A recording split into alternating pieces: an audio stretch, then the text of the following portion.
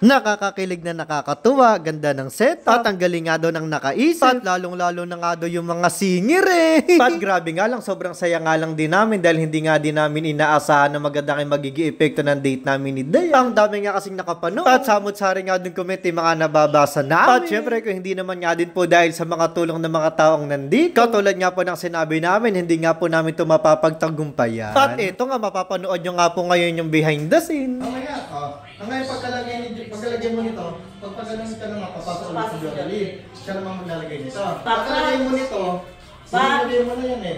Dito ka na. Kasi video mo na. Tapos, papasok ang gano'n, kukunin mo yung ano namin, lalagyan mo ng wine. Gano'n, tapos pagkalagay mo, dito ka na. Ma'am, sir, enjoy your night. Ma'am, sir, enjoy your night.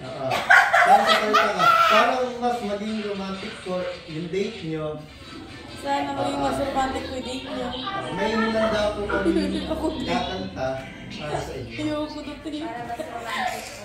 Yung date nyo, May inanda po kami kakanta. para sa inyo. May inanda po kami kanta para sa inyo. Pagkagalan nyo, pagpagalan na sila, papasok na naman kayong tatlo. Tapos gagalan na.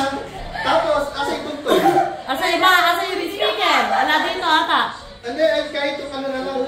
Yung cellphone na lang. Yan, nakaready na po yung setup namin gagawin para sa date namin. Oh, diba? At story time muna. At sasagutin lang natin yung ilang mga komento. Bali yung nakaisip nga po ng concept na to si Dea na mag-date nga daw kami kahit dito sa bahay. At tong mismong araw na nga ng mansari namin. Eh, diba nga, sakto naman nga din. Nandito na nga din sila at naging katulong nga namin sila. At dahil din sa pagsasama-sama ng mga suggestions, nagkakulay yung date namin. At opo, bali si ate, Joanne at Wen na nga pinag-decorate ng 5-star restaurant. At buti na nga lang din, bigla nga pumasok sa isip. Napakantahin nga sila habang kumakain kami para mas romantic, mas magandang panoorin at pakinggan na totoo nga yung mga kumakanta. At syempre, para maging maayos naman nga din yung flow, ako nga yung naging floor director. At nag-umpisa na nga kami mag-video, hindi naman nga din ganun kadali kasi nga, syempre, may mga nakakalimot sa link. At alam naman din natin kapag ganito, hindi nga din talaga mawawala yung tawa. At alam nyo din ba, nakailang take nga din kami nung kakanta na nga yung mga sing. Eh, dapat nga kasi doon tuloy-tuloy yung kanta.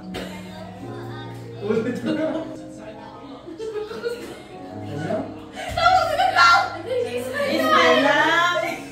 Ulit nga. Sorry! Promise lahat na to, promise! Hindi mo ko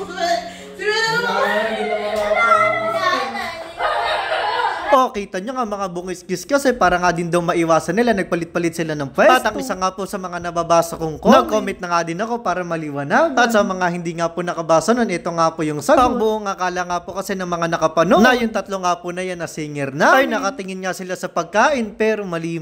Dahil habang kumakanta nga po sila, kaya po nakababa po yung tingin nila, nandun nga po yung cellphone sa tissue. At hindi lang yun, ito pa yung isa, yung umaaching naman nga doon sa background. Ang sagot naman nga po doon, si Papa nga po nakainom nga po kasi. At sobrang natatawa nga din talaga ako dahil wala nga po kaming sapin pang lamesa. Ang ginamit nga po namin yung kortina namin. At suklay at tape nga naman yung ginamit namin sa pampabigat sa lobo yun. Ginagawa mo?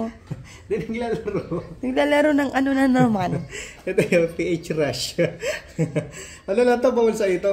Pang saan lang to? Saka piso-piso lang, 2, 3, kaya 5. Favorite nilalaro ko nga dito, yung Fortune Gem 3, yung nahati-hati.